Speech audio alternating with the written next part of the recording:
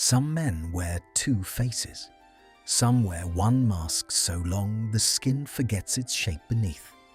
He was an Auror by day, something else by night, and the woman who would unmake him was already opening the file. We begin the story now. The case room on the 4th floor of the Auror office smelled of cold tea and older paper. Hermione Granger arrived 12 minutes early, as she always did, and set her satchel on the long oak table with the soft, deliberate sound of a woman who intended to be undisturbed for the next several hours. The lamps along the wall had not yet been lit. Morning came reluctantly to this part of the ministry in February. The enchanted windows showed a pearl-grey sky pressed flat against nothing, and somewhere beyond the glass, a draught moved that was not quite wind. She unrolled the case file across the table and weighted its corners with the small brass paperweights the archivists kept in a basket by the door. Nullus Rex. The name had a Latin elegance that grated on her. She had always distrusted men who needed a dead language to feel important. 5 years of investigations, 3 squads through the file, no arrests. The cell moved the way smoke moves, present in the room until you turned to look at it, and then nowhere at all. She had asked for this case. She had asked twice. Footsteps in the corridor. She knew them before she heard the door, the measured, unhurried cadence of someone who had learned to walk like a man who owned the floor he crossed. The door opened on the soft brass click of a properly oiled hinge, and Draco Malfoy stepped into the case room with a folder under one arm and the unbothered expression of a man who had been told, perhaps an hour ago, with whom he would be working. Granger. Malfoy. A handful of consonants between them, neither warm nor cold. He closed the door. He did not offer his hand, and she did not offer hers. And somewhere in that small mutual restraint, a great deal was already said. He was thinner than she remembered. The robes suited him in the way uniforms always suited the disciplined. The scarlet collar high, the silver clasps catching what little light the room had, the cut precise across the shoulders. His hair was shorter than it had been at school, neat at the temples, paler now in certain lights, like winter wheat. She noticed the glove on his left hand, soft black dragonhide, fitted close to the wrist. She noticed it because he was not yet inside, not yet at the table, and the right hand was bare while the left was not. He sat across from her, not beside. The geography of the seating arrangement was its own small statement. "Robards said you'd been read in," he said. His voice had lost the schoolboy drawl. It was lower now, with the burr of something practiced, the voice of a man who gave testimony in courtrooms. "I assume you've reviewed the standing reports." "All of them," she said, "including yours." A pause, half a breath, then a small, courteous incline of his head. "Good. Then we needn't waste the morning on history." "On the contrary," Hermione said, opening the topmost folder with a flick of her wand tip and pinning a square of parchment to the air between them with a charm that hung it steady as a portrait. "I should very much like to discuss the history, specifically the raid in Bristol 18 months ago, November the 3rd. The parchment hung between them, a field report in his own hand. She had read it twice on the train this morning and 3 times the night before. He looked at it without leaning forward. "What about it?" You wrote that the safe house had been abandoned for at least 72 hours when your team arrived. That's correct. Auror Pritchard's account, filed the same evening, describes a kettle still warm on the hob. A pause that was not quite long enough to be a pause, less than a breath. A flicker, perhaps, beneath the skin of his throat, where the collar sat high. Pritchard had a sentimental relationship with detail, Draco said. He felt the room was warm. The kettle was cold. I touched it.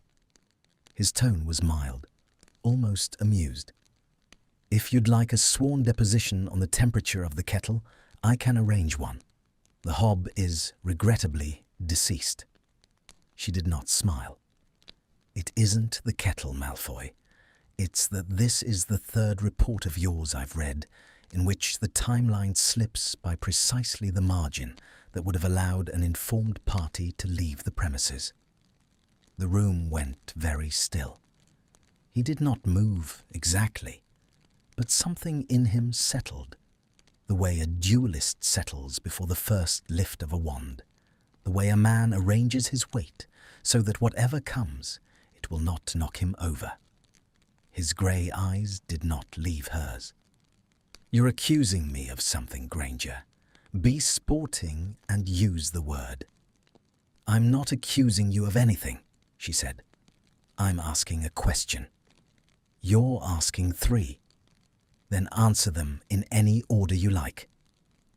For a moment, neither of them spoke. The enchanted window flickered once, the grey beyond it darkening half a shade as a cloud passed over the imaginary sky. The lamps along the wall, sensing the hour, lit themselves in soft sequence. 1, 2, 3. Each small flame waking with a particular blue-edged glow of ministry oil. Draco lifted his bare right hand and laid it flat on the table. Not a fist, a palm, open. The gesture of a man placing a card he was not yet ready to turn over. 3 years on this case, he said quietly. 6 raids, 2 informants killed before we could move them. I have written 97 reports. If you have come here looking for slips in my arithmetic, Granger, I will save you the trouble of reading the other 94. I am tired. We are all tired. Mistakes happen. Mistakes? She repeated. Yes. In your reports? Yes. All in the same direction. This time the silence had weight. It pressed down on the parchment hanging between them. It pressed against the lamps.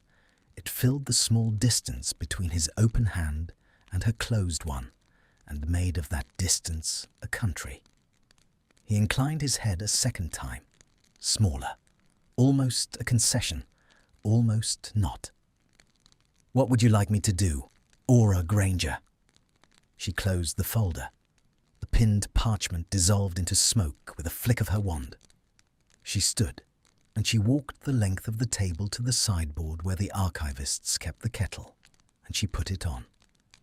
She did this with her back to him, because she did not, in that moment, trust her face. He is lying. The thought arrived not as a thunderclap, but as something quieter, more domestic. The small, exact click of a key turning in a lock. She had been a long time at this work. She knew the shape of a lie when she heard one. The shape of his was unusual. It was very smooth, very practiced, and underneath the smoothness there was... what? Not fear. Something older than fear. Something that had learned to live with itself. He is lying, and he knows that I know. She turned, leaned her hip against the sideboard, folded her arms.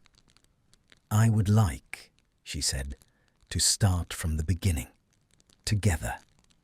I would like to walk the timeline of the cell from the first reported sighting in 99 to the silence of last August. I would like, when we disagree, to disagree on the record. And I would like you to know, Malfoy, that I am not a person who lets things go. I'm aware. Good. He stood. He moved with that same economical grace, no flourish to it, no schoolboy posture. He crossed to the sideboard and reached past her for the second cup. A courtesy, nothing more, his sleeve brushing nothing, his gloved hand careful not to come too near her own. But she was close enough to see the silver beneath the dragon hide. The glove had ridden up by a fraction at the wrist as he reached, a band of metal, plain, dull, unornamented. A ring worn beneath a glove was a ring meant to be hidden. He saw her see it. He did not adjust the glove. He did not flinch. He poured the tea, hers first, a small mercy of manners, and handed her the cup with his bare right hand, and the gloved left stayed loose at his side as though it had nothing whatever to conceal. "To a productive partnership," he said, lifting his own cup. "To the truth," she answered. The corner of his mouth moved, not a smile, the memory of one, perhaps, or the rumour. He took a sip of his tea and watched her over the rim of the cup with eyes the colour of the imaginary sky beyond the window, grey and overcast and giving nothing away. She sat back down at the table. So did he. The case file lay open between them like a country neither of them had yet agreed to map. By noon, they had worked through 99 and the first half of 2000. By 3, they had reached the Bristol raid again, and this time she did not ask about the kettle. She watched his hands instead. He took notes with the right. The left rested on his thigh, beneath the table, out of sight. Twice he flexed it, small, involuntary, and she thought, the ring is too tight, or he has trained himself to forget it is there, and the body has not agreed. At 5 o'clock, the lamps brightened to their evening burn. At 6, the corridor outside emptied. The building made the small, settling sounds of a place releasing its workers into the rain that had begun, somewhere in the imaginary sky, to fall. He closed the last folder. He stacked the parchments with the neat, square gestures of a man for whom order was a kind of refuge. "Tomorrow," he said. 8:30. 8:30. He gathered his cloak from the hook by the door. He paused there, one hand on the brass, and for the smallest measure of time he did not turn the handle. She thought he would say something. She could not have said why she thought so, only that the air in the room had gone briefly thin, the way air does before a question that does not, in the end, arrive. He turned the handle. He inclined his head to her, formal, almost courtly, and was gone. The door clicked shut behind him. Hermione sat in the half-lit room a long while after he had left. The kettle had gone cold on the sideboard. The parchment in front of her bore his handwriting in the precise, elegant slant of a man who had been taught to write at 6 and had never permitted himself to be sloppy since. She traced a line of it with the pad of her thumb. Once, twice, a ring beneath a glove. She rolled her sleeves down. She closed the file.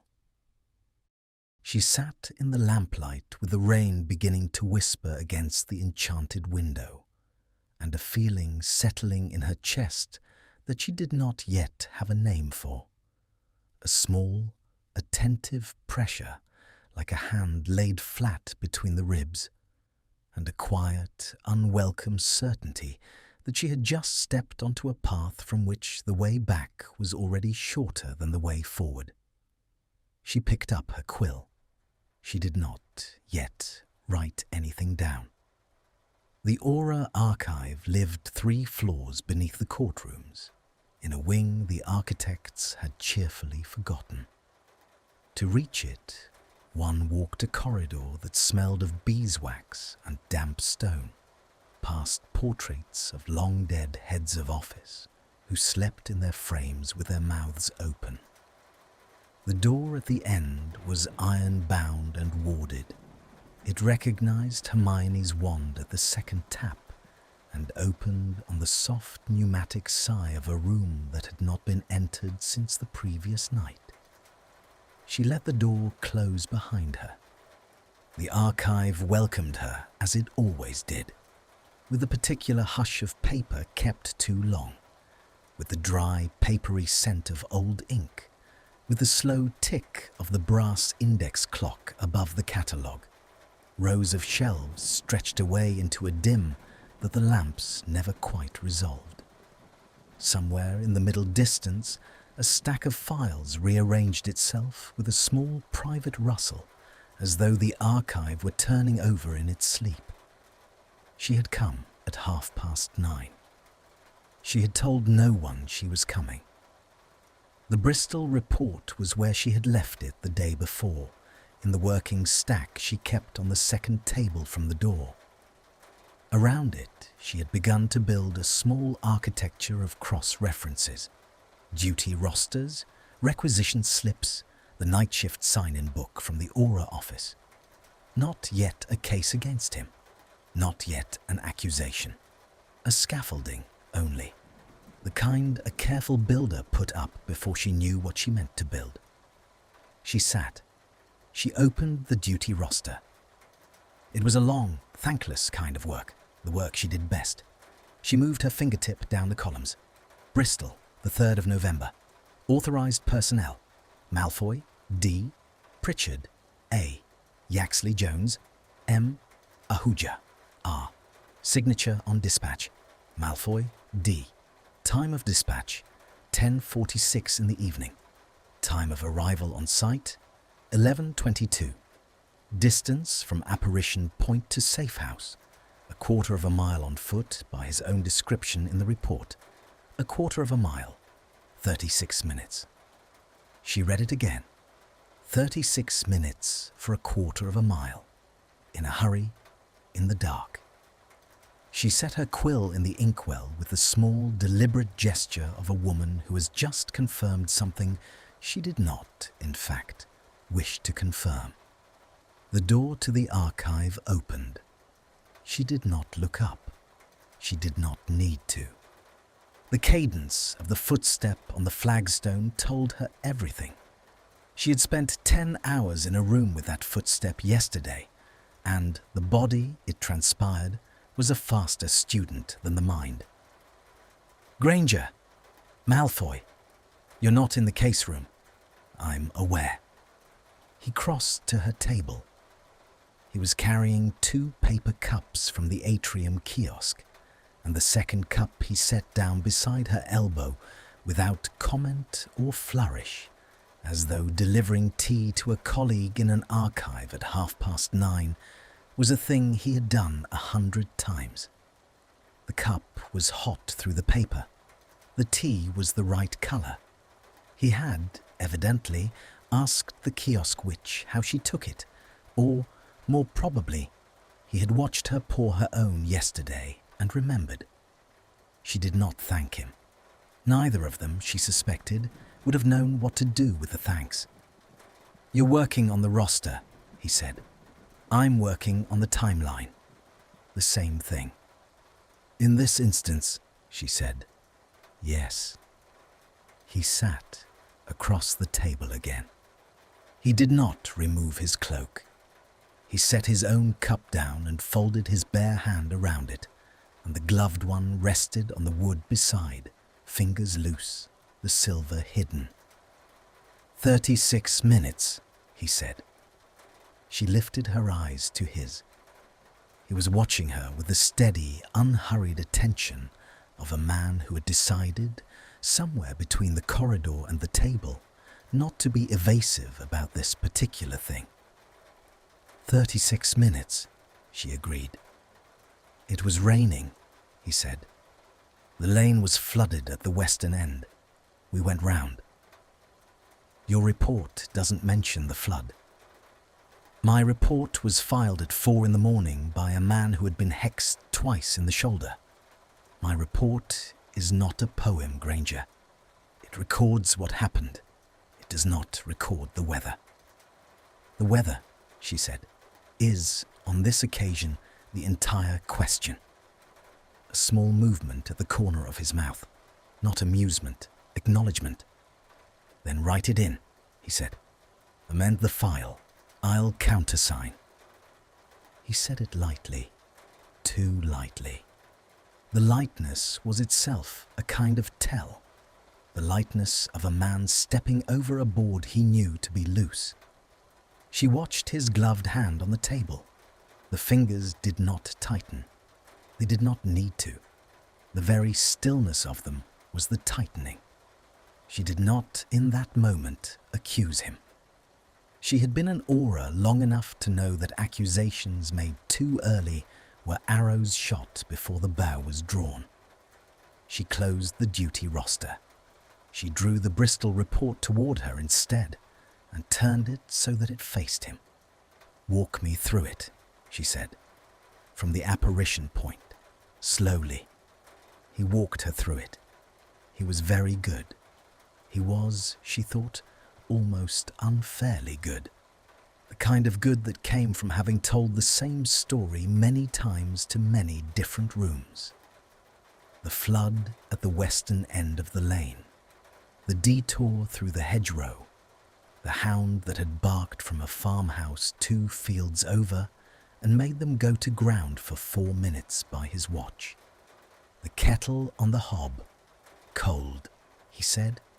He had touched it. Pritchard had been mistaken.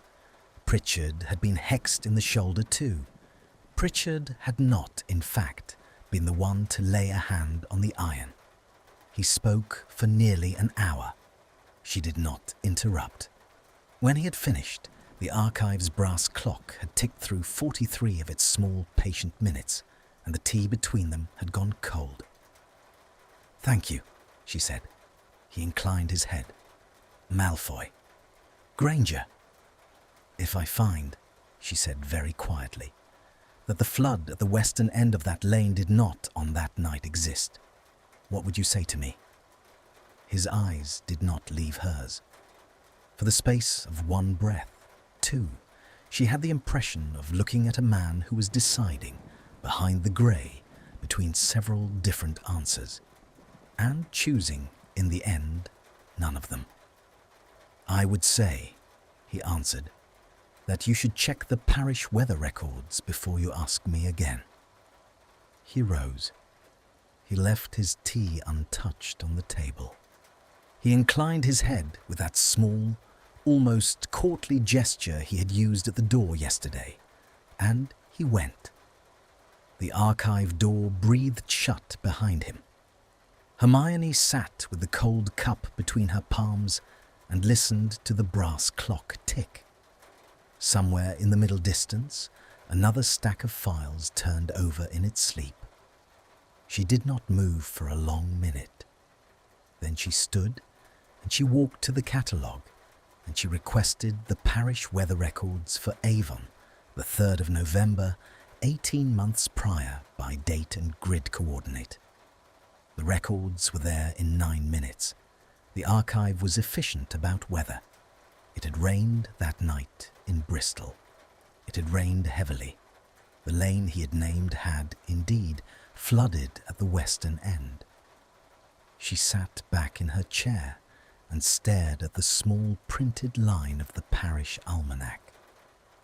For a length of time she could not afterwards have measured. He had told her the truth. He had told her the truth, and she made herself name it because she was a person who named things. She was disappointed, not relieved. Disappointed. The disappointment surprised her more than the relief would have, and she sat with it for a long, uncomfortable moment before she folded the almanac shut and pressed the heel of her hand against her brow. He had told her the truth about the flood, which meant he had told her the truth about the detour, which meant the 36 minutes had a clean explanation, which meant nothing, which meant only that this particular thread was not the one that would unravel him. It did not mean there was no thread. She gathered her papers. She left the archive at 11. The raid order came down at 3:20 that afternoon. Robards stood at the head of the briefing room with a map of a row of houses in Lambeth pinned to the wall behind him, and Hermione stood at the back beside Draco and listened to a plan she had not, herself, designed. Intelligence had placed 3 of the Nullus Rex operatives at a property on Halliwell Street. The warrant had been signed by the duty magistrate at 3. Departure in 20 minutes. She glanced sideways at Draco. He was watching Robards with a flat, attentive expression of a man receiving instructions. His gloved hand hung loose at his side. He did not look at her. He had not looked at her since they had assembled. The apparition point was a brick alley behind a laundrette. The rain that had been merely a rumour in the morning had become, by 3:30, a thin and steady fall that darkened the shoulders of every cloak in the team within seconds of arrival. Hermione drew her wand. Beside her, Draco drew his. "On my mark," Robards said quietly. "Granger and Malfoy, the back. Pritchard, Ahuja, the front. Yaxley Jones, the roof." They moved. The house on Halliwell Street was 3 stories of soot-darkened brick with a black-painted door and curtains drawn at every window. Hermione and Draco went down the side passage at a half-run, wands low. He moved well. She had not, in 18 hours of knowing him again, ever seen him move quickly, and she registered with a part of her mind not currently occupied that he was lighter on his feet than she would have guessed. A duelist's economy, no wasted motion, the cloak gathered in his free hand so that it did not catch on the brick. The back door was warded. He read the ward in 2 seconds and broke it in 3. They went through. The kitchen was empty. The kettle was cold. The kettle was cold, and the hob was cold, and the air had the still, papered quality of a room that had been left some hours ago by people who had taken their warmth with them. A teacup on the table held an inch of liquid with a skin of cream gone faintly grey across the top. Half a loaf, the cut side already drying. A coat hook by the door with nothing on it. Hermione stood in the centre of the kitchen and let the small, cold knowledge settle in her chest. They had been here. They had been here recently, and someone had told them in the last 2 hours to go. She turned her head a fraction. Draco was at the threshold of the kitchen, wand still raised, eyes scanning the corner where the corridor ran back into the dark of the house. His profile in the grey light from the window was very still. He did not look at her. He did not look at the teacup or the loaf or the coat hook with nothing on it. He looked at the corridor. She thought with a clarity that arrived from nowhere and arranged itself on the kitchen floor between them like a third presence. He knew. He knew before we apparated. She thought, he is not even surprised. He turned his head, then, and met her eyes across the empty kitchen. Whatever was in his face was gone before she could read it. The grey resettled. His wand came down a fraction, professional, controlled. "Clear," he called over his shoulder to the team beyond. "Clear at the back." His voice was steady. It was steady the way a hand is steady when it has been trained, against every impulse of the body not to shake. Outside, the rain went on falling on Halliwell Street, and somewhere upstairs Pritchard called clear, and somewhere on the roof Yaxley Jones called clear, and Hermione Granger stood in a kitchen that smelled faintly of bread and absent men, and did not yet lower her wand. The witness lived in Wiltshire. That was what the file said. A clerk's note, 3 lines, pinned to the inside cover of a folder Robards had handed Hermione the following morning without ceremony. Subject, Eloise Greengrass, second cousin to the Malfoy line. Believed to have hosted unspecified gatherings at the family seat during the war years. Cooperative under caution. Address, Malfoy Manor, Wiltshire.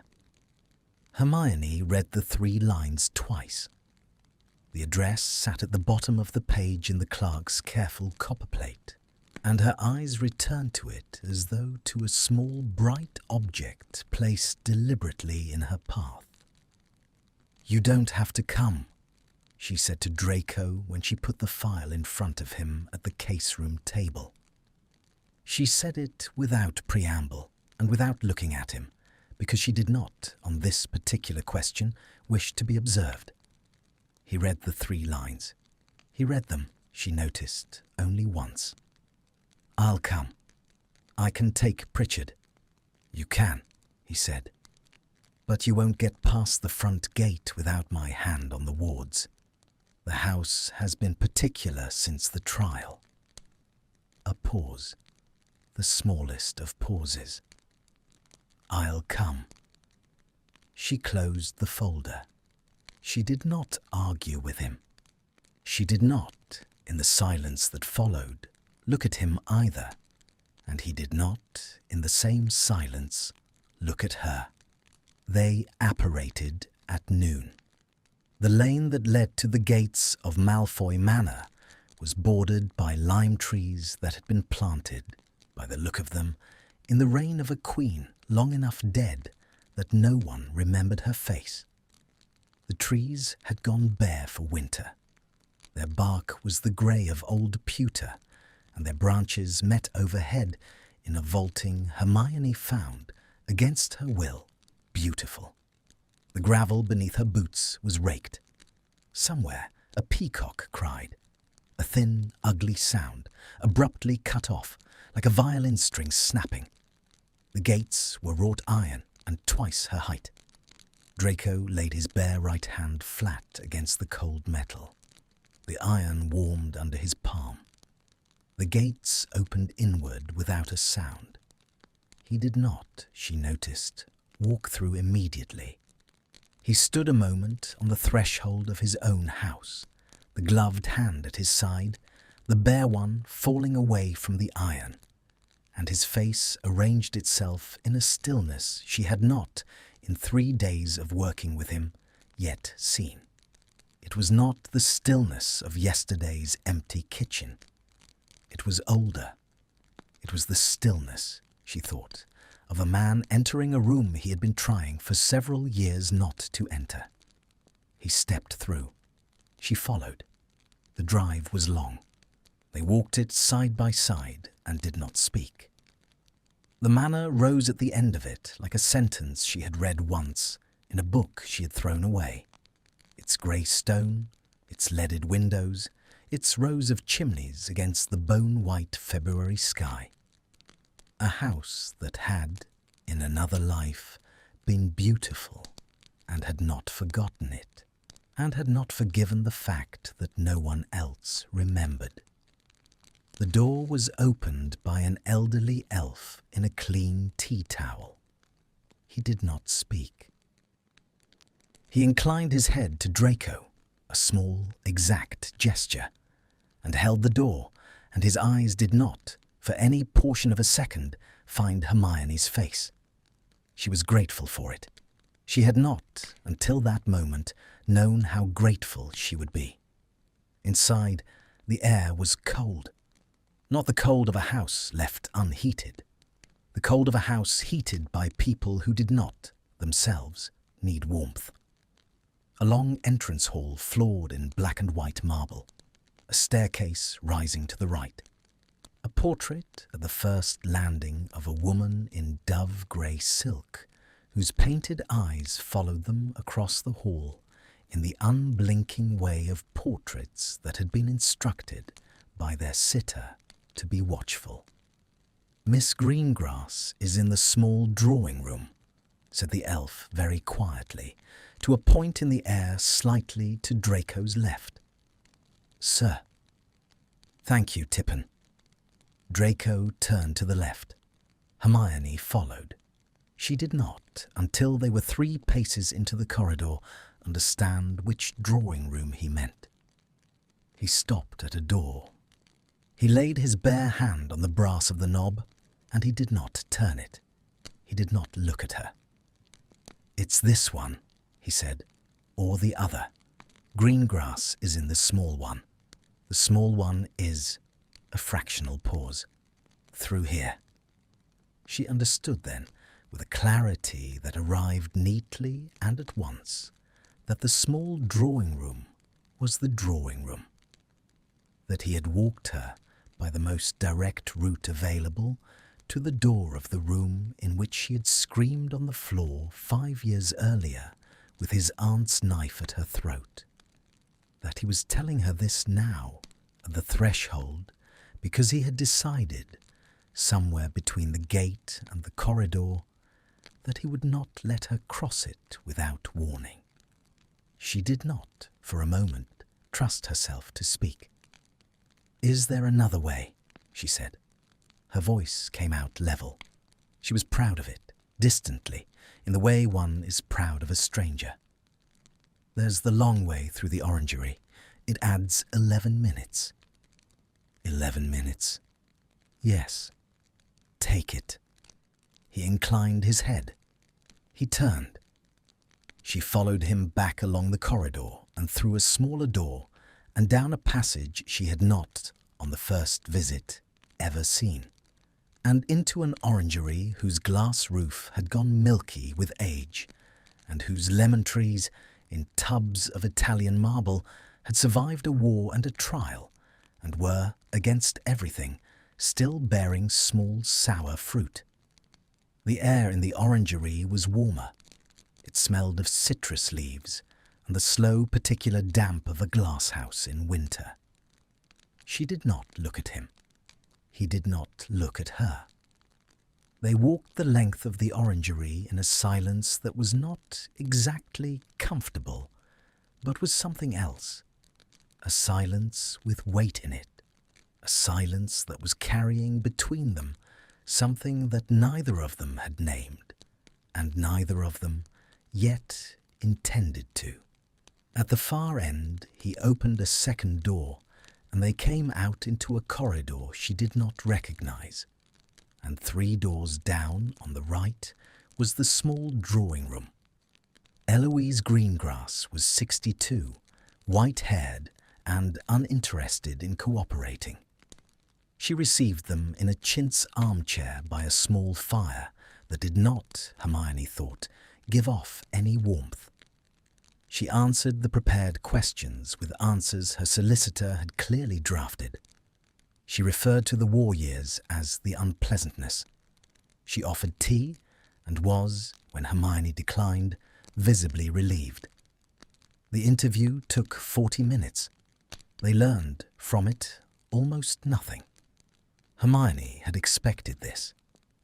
The point of the interview, as Robards had said dryly the previous afternoon, was not what Eloise Greengrass would tell them.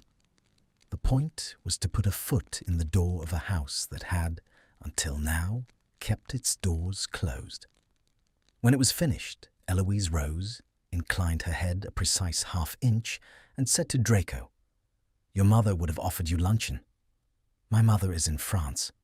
"Yes." A pause. "Tippin will see you out." Tippin saw them out. He did not again look at Hermione's face. She was, again, grateful. They walked back down the drive in silence. The lime trees vaulted over them. The peacock somewhere did not cry a second time. At the gates, Draco laid his hand again against the iron, and the iron warmed again, and the gates opened outward, and they stepped through onto the lane. He did not immediately apparate. He stood on the gravel with his bare hand at his side, and the gloved one folded against his sleeve, and he looked, not at her, but at the lime trees, and he said, in a voice she had to lean a little to hear, "I should have taken you the long way the first time too." She did not, for a moment, understand him. Then she did. She stood very still on the gravel beside him. The February sky was the colour of an unwritten page. A wind moved through the lime branches and made the small, dry sound of bones turning in a box. She did not look at him. He did not look at her. The space between them, 18 inches perhaps of cold lane, held, for the length of a breath, an apology that was not in any of the prepared forms, and was not, by any official measure, an apology at all, and was, in some other measure she did not have language for, exactly that. She said, "I know." That was all she said. She did not look at him when she said it. He did not look at her. He inclined his head, once, small, and he raised his wand, and they apparated back to London, and they did not speak of it again that day or the next. That night, in his flat in Bloomsbury, Draco Malfoy sat at his writing desk under a green-shaded lamp and pulled a clean sheet of parchment toward him. The flat was sparely furnished. A leather chair by an unlit fire, a shelf of books arranged by language and then by date, a decanter on a side table, half full of something amber, untouched since the autumn. The silver ring on his left hand had bitten the skin beneath the glove all day. He had taken the glove off at the door, and the ring sat now in plain view on his finger, dull and unornamented and old. He dipped his quill. Granger. He stopped. He looked at the word. He drew a line through it. Hermione. He stopped again. He drew a line through that too. He sat for a long time with the quill held above the parchment, and a small, slow tremor in the muscle at the base of his thumb that he did not, for several minutes, notice. When he did notice it, he set the quill down. He folded the parchment in half. He folded it again. He held it for a moment between his hands, the silver ring catching the lamplight, and then he opened the small iron stove beside the desk and laid the parchment on the embers and watched it curl and blacken and go. He did not write the letter. He did not, in fact, write any letter. He sat at the desk a long while after the parchment had gone to ash, and he did not move, and the lamp burned green and steady, and the silver bit into his finger, and somewhere in the floor below, a clock struck the 3rd quarter past 11.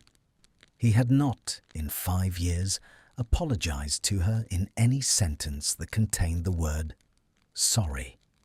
He had walked her the long way through his own house.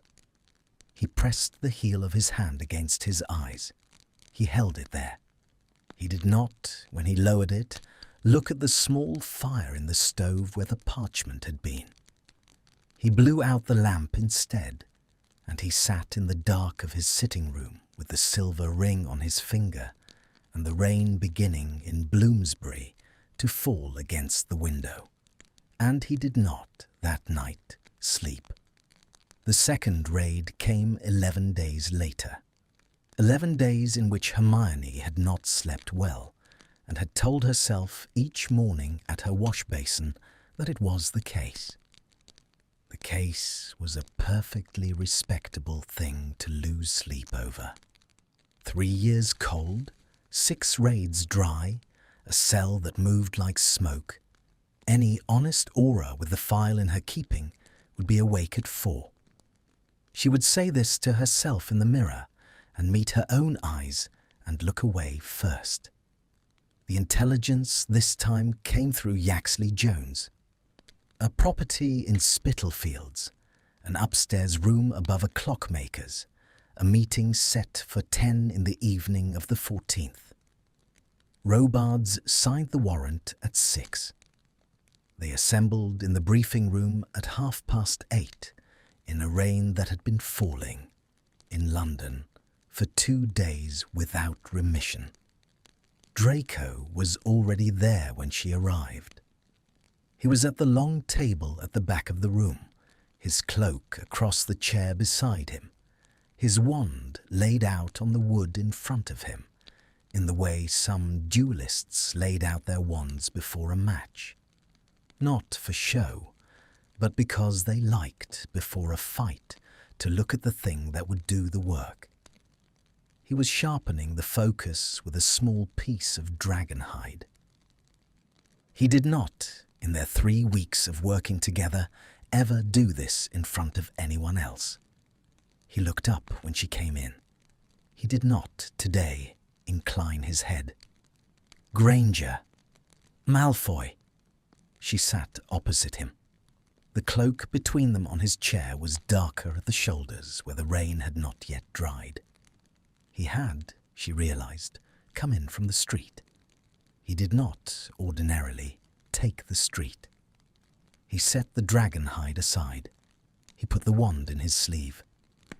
"The clockmaker's shop is mine," he said.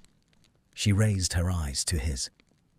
"Mine to know," he amended very evenly. "Not mine to own. I have been inside it twice.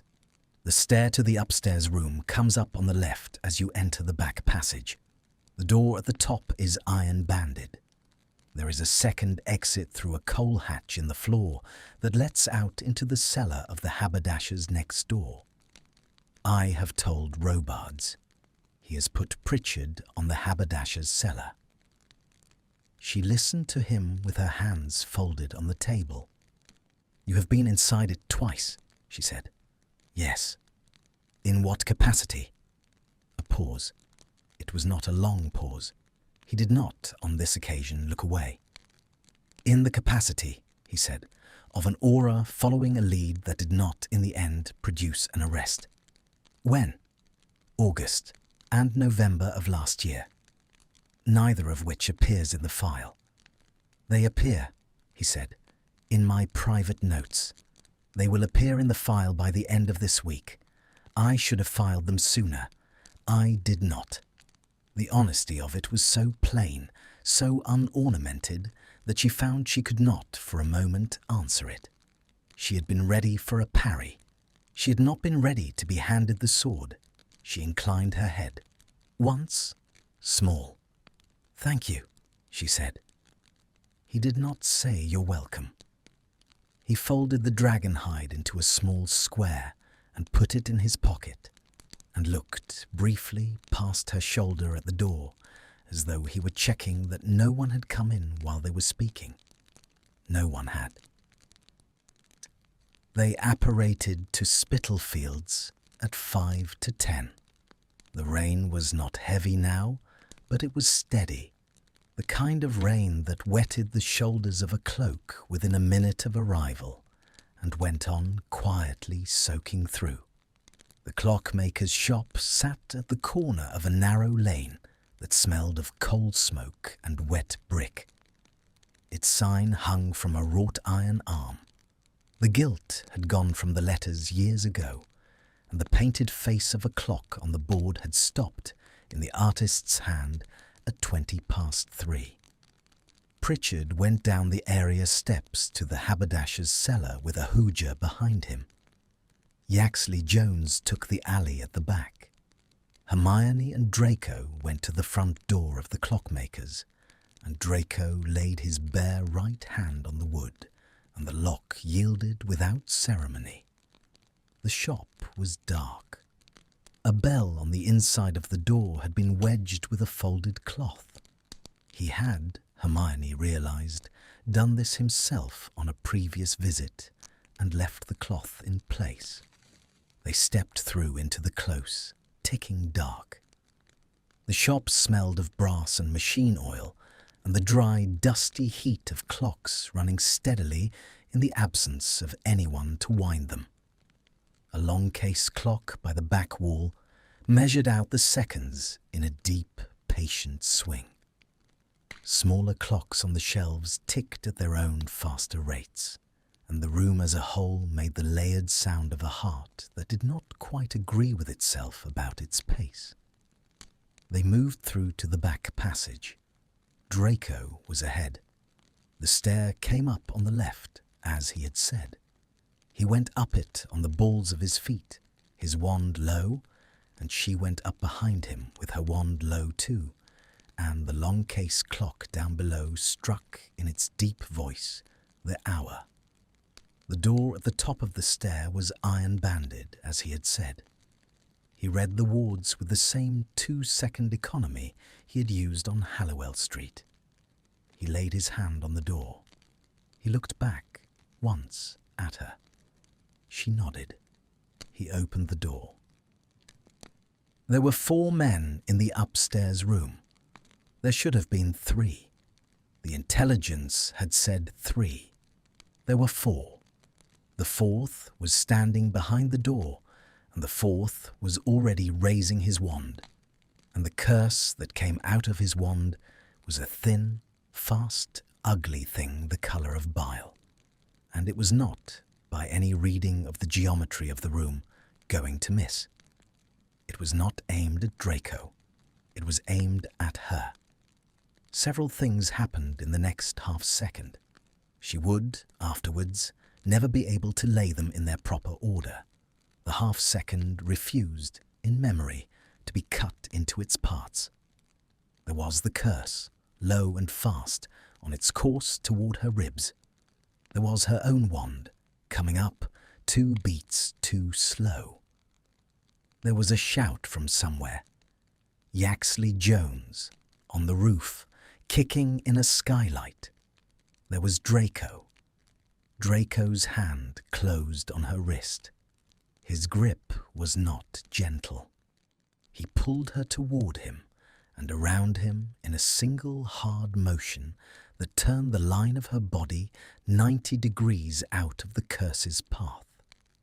And the curse went past her ear with a sound like a knife being drawn from a sheath, and it struck the doorframe behind her, and the doorframe split with a dry, splintering crack.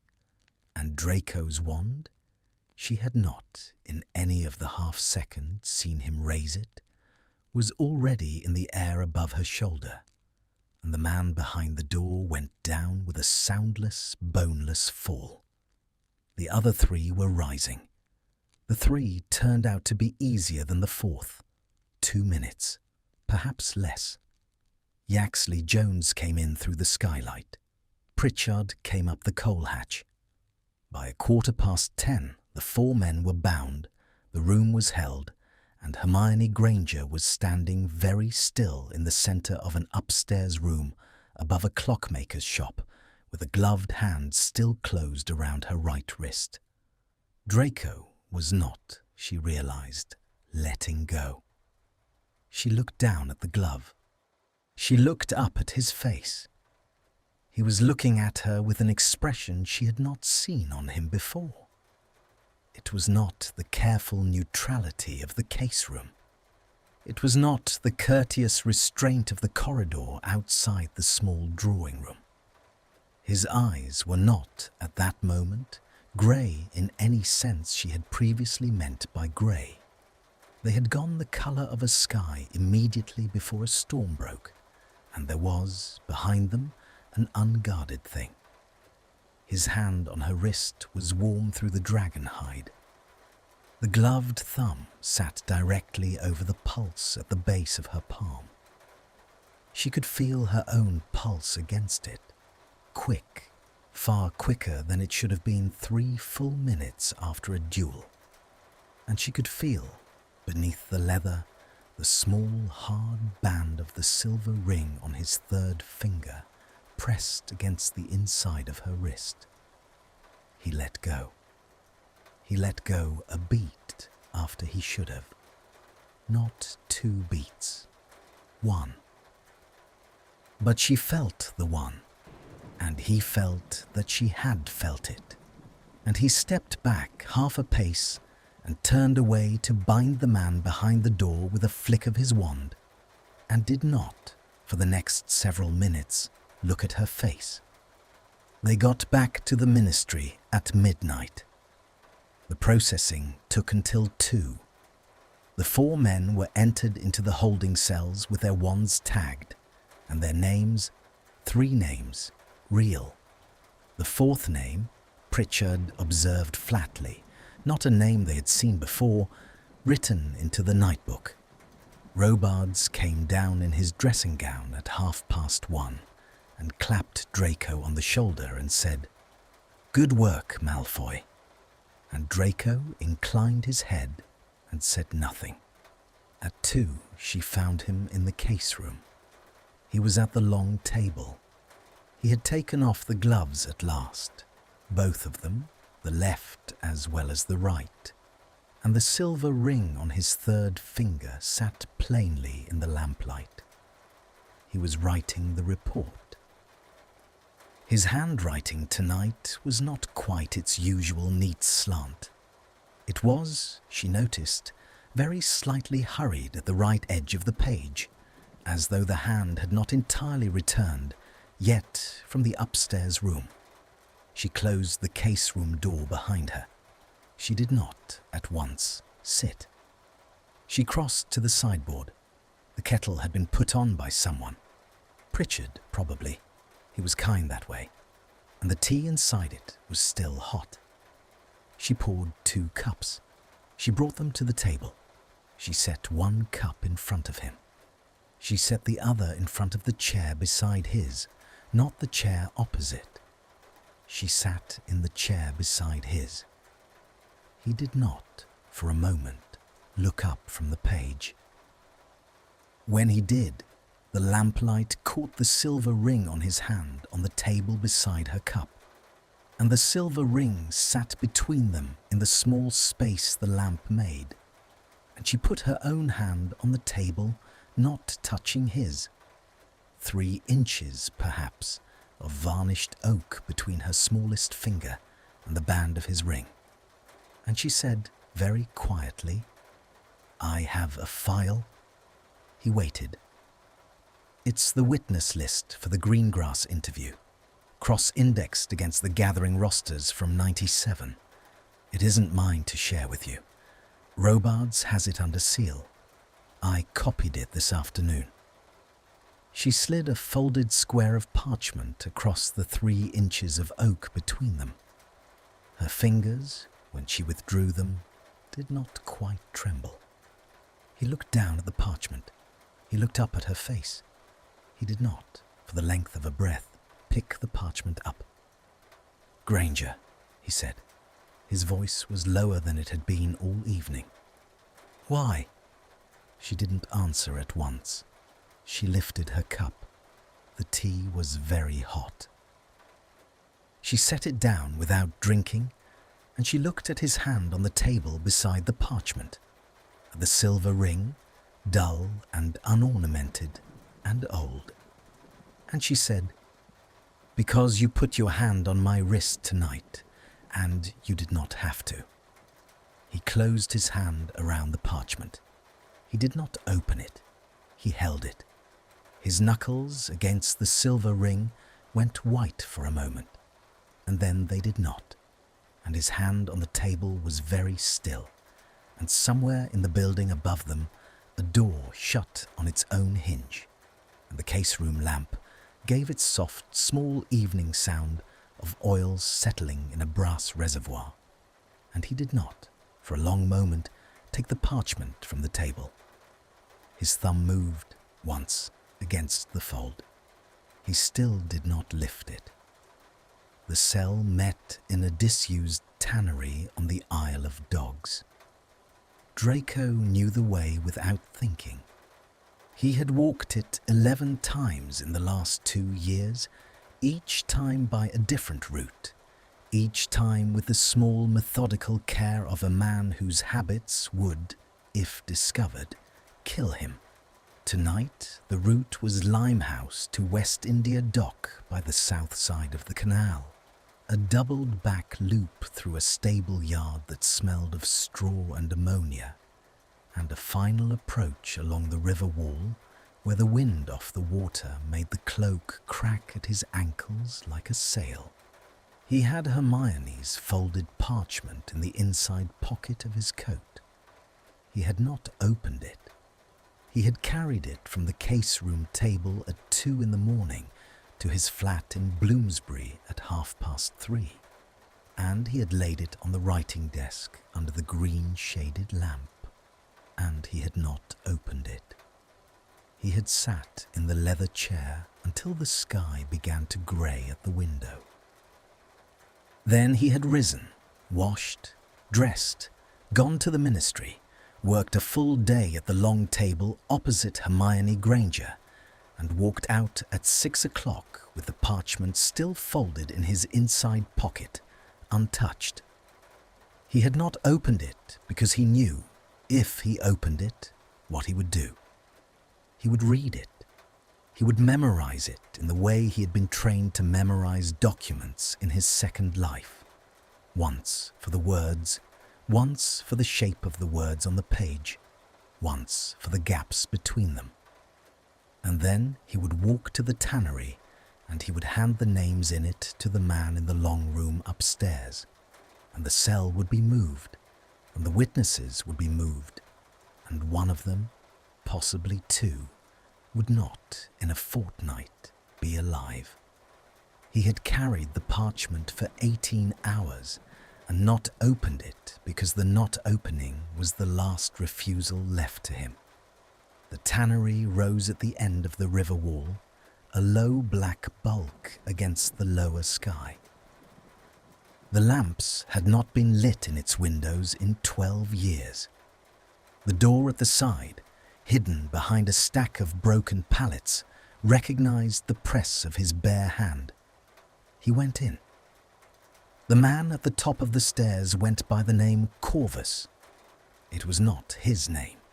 Draco had known the man's real name since the second meeting. He had also known by the third that to use it would be to die. Corvus was tall, thin, and dressed in the manner of a country squire from 40 years before. Tweed, a watch chain, polished brown shoes. He was reading when Draco came in, a small leather-bound book of Catullus in the original Latin. He marked his place with a slip of green ribbon. He set the book down. "You're late, Mr. Malfoy. By 4 minutes. By 4 minutes." A smile that did not move the eyes. "You used to be punctual to the second." "I used to have less to do." "Yes." Corvus gestured at the chair opposite. "The Auror office keeps you busy. We are, of course, grateful." Draco sat. He did not, on entering this room, ever take off his coat. He had worn the silver mask on 3 occasions in this room, and not worn it on 8. Corvus had a theory, which he had once explained over a glass of something French, that a man who wore a mask in front of his masters was a man who did not trust them. Draco had found the theory persuasive enough not to argue with. There were 4 other men in the room. None of them spoke. They sat along the wall in the postures of men who had been told, before he came in, not to speak. "You have something for me," Corvus said. Draco did not at once answer. He had played this scene in his head all the way down the river wall. He had a story prepared. The story was good. It was, in the way of his stories, very nearly true. The best of his stories always were.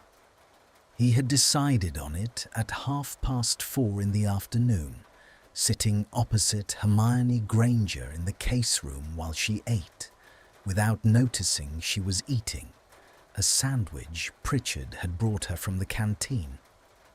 He told the story. He told Corvus that the Auror investigation had widened in the past fortnight, that a junior witness had come forward with information about gatherings at a country house in Hampshire, that the name attached to those gatherings was one Cyprian Burke. Cyprian Burke was a peripheral figure. Cyprian Burke was, in fact, a man Draco had disliked at school and had never had cause, in 20 years, to revise his opinion of. Cyprian Burke had also, in the autumn of '96, sent a letter to Lucius Malfoy declining to host a particular gathering, and the letter had survived in the family files, and the letter would, when produced before a Wizengamot panel, ruin him. The story would cost Cyprian Burke his career. The story would not cost Cyprian Burke his life. Cyprian Burke had 3 children and a wife and a position at Gringotts, and he would, when the warrant came, surrender it without resistance, because Cyprian Burke had been, in all the years Draco had known him, a careful and unbrave man. The story would also send the Auror office, for the next 6 to 10 weeks, in a direction precisely 90 degrees away from the witness list, folded in Draco's inside pocket. Corvus listened to the story without interrupting. He listened with his hands folded on the table and his head tilted very slightly to the left, in the way of a man listening to a piece of music for the second time and wishing to satisfy himself that the second hearing confirmed the first. When Draco had finished, Corvus did not, for a long moment, speak. Then he said, "And the woman." Draco did not, at once, move. "The woman," Corvus said again, very lightly. "Granger. She has been 3 weeks in your case room. She is, by all accounts, more capable than her predecessors. She is the reason, I take it, that you have come to us tonight with Cyprian Burke instead of with something useful." "Granger," Draco said, "is following the Bristol thread. The Bristol thread is dead. She does not yet know that. She will." A silence. Corvus picked up the catullus, turned it in his hands without opening it, set it down. "Mr. Malfoy, I will be plain with you. The woman is a problem. The woman has been, since her appointment, a problem we did not anticipate. There are members of this organization who believe that she should be removed. There are others, of whom I am one, who believe that her removal would attract precisely the attention we have, for 5 years, taken pains to avoid. I am holding the second view at some cost to my standing." A pause. "I would be very grateful, Mr. Malfoy, if you would give me a reason in the next 4 weeks to continue holding it." Draco's hand was beneath the table, very still. "You will have your reason," he said. "Cyprian Burke is not a reason. Cyprian Burke is a gift, and not, I would say, a generous one." "In a fortnight," Draco said, "I will give you better." Corvus looked at him. The look was long. It was the look Draco had come to recognize that Corvus used when he was deciding whether a man across his table was lying to him. Not whether the man was telling the truth, which was a question Corvus had long ago stopped asking, but whether the lie was one that could be permitted to stand. Draco kept his eyes on Corvus's. He did not, in any portion of his face, alter. "In a fortnight," Corvus said. "In a fortnight." "Very well, Mr. Malfoy. Go and write your report on Mr. Burke. We will, in the meantime, take certain precautions of our own." Do not be alarmed if the names in your case room rearrange themselves a little in the coming days. It is, you understand, prudent housekeeping. I understand. He rose. He inclined his head, the same small, courtly gesture he had used at the case room door 3 weeks before, and at the manor gates, and in every room of his life since his 16th year. And he went down the stairs, and out through the side door, and along the river wall in the direction of West India Dock, and the folded parchment in his inside pocket pressed with each step against the third rib above his heart. He did not go home. He walked. He walked from the Isle of Dogs north along the Limehouse Cut in a fine, cold rain that made the gas lamps along the towpath bloom into small, soft yellow flowers in the dark. He walked to Mile End. He walked to Bethnal Green. He walked, without intending it, in the direction of Bloomsbury, and at 1:30 in the morning, he found himself standing at the corner of a square he had not meant to come to, looking up at a second-floor window in a terrace of cream-fronted Georgian houses in which a single lamp was burning. He knew which window it was. He had walked her home, once, after a late raid in November, and had stood at the foot of her steps and said good night, and had watched, without seeming to watch, which window had come alight 5 minutes after the front door had shut. The lamp was burning now. She was awake then.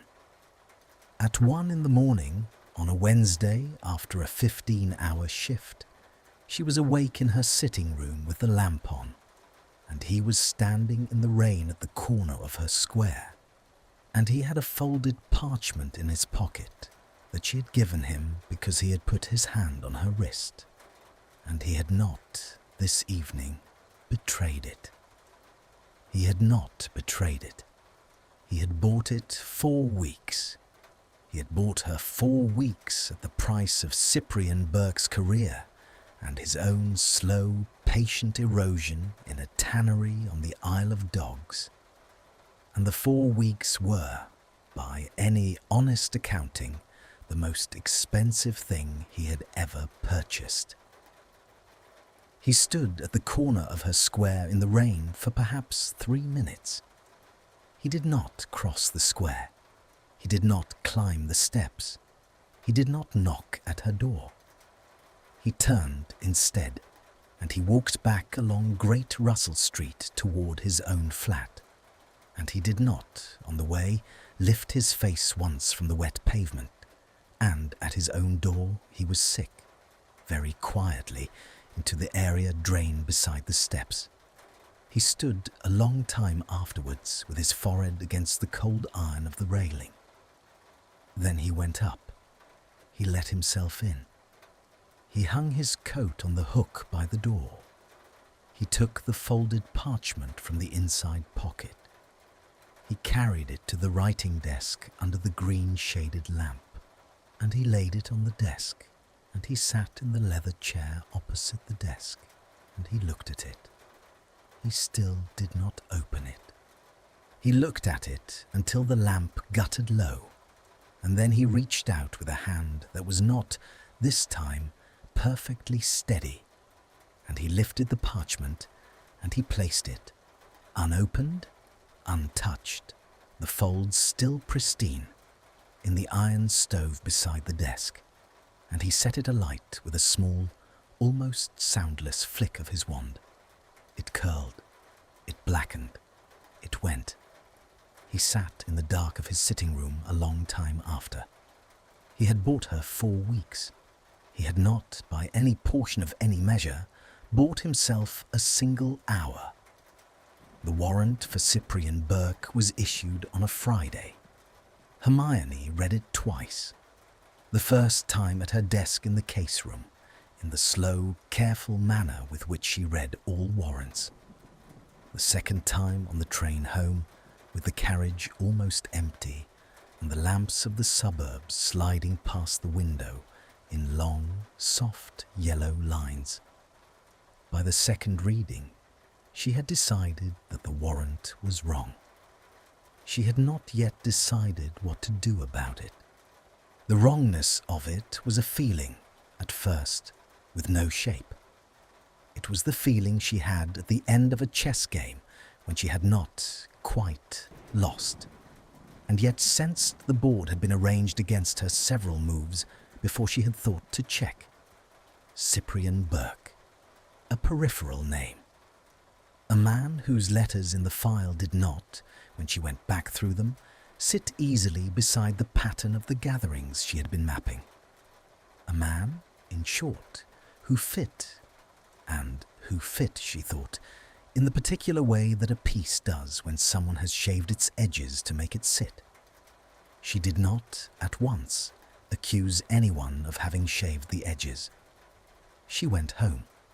She sat in her sitting room with the lamp on. She drank a cup of tea she did not, in the end, finish. At midnight she rose, put on her coat, and went out into the rain. She did not apparate. She walked.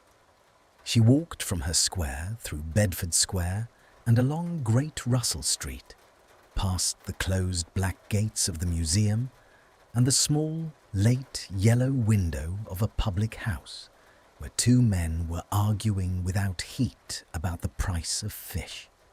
She walked to Bloomsbury Way. She turned right.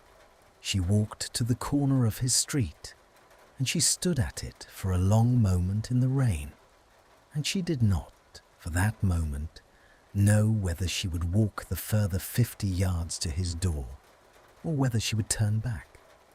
The window on the second floor of his house was lit. She walked the 50 yards. She climbed his steps. She lifted the brass knocker.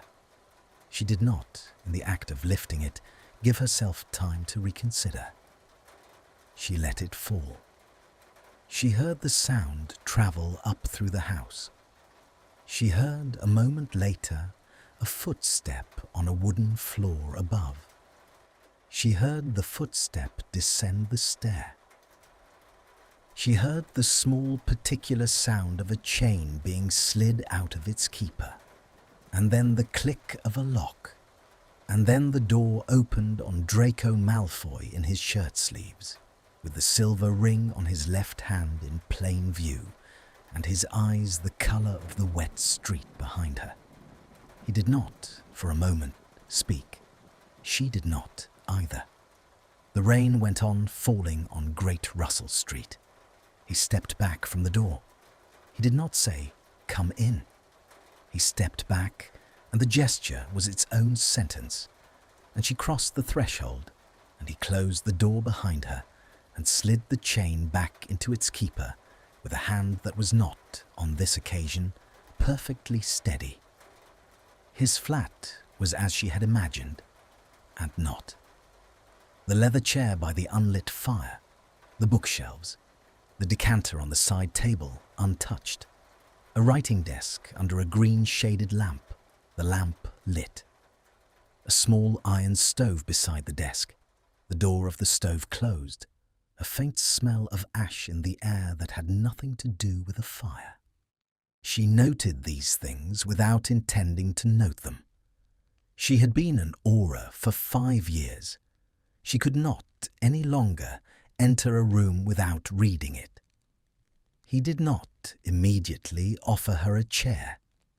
He stood by the writing desk with one hand resting on the back of it, and the silver ring catching the lamplight, and his other hand, the bare one, hanging at his side. He was looking at her. He was looking at her as a man looks at the long-expected envelope when it has, at last, arrived on his hall table, without surprise, without protest, with a kind of slow, attentive resignation that was not, in any sense, defeat. She did not take off her coat. "Cyprian Burke," she said. He did not move. "The warrant came down at 5, she said. Her voice was quieter than she had meant it to be. She did not raise it. Robards signed it on the strength of a witness statement filed yesterday morning at 8. The witness statement was filed by you. Yes. The witness has not been cross-deposed. No. The witness is your mother's third cousin. Yes. You knew that when you filed the statement. Yes. She drew a breath. She did not, in drawing it, look away from his face. Malfoy, she said, I have spent the last fortnight building a witness list.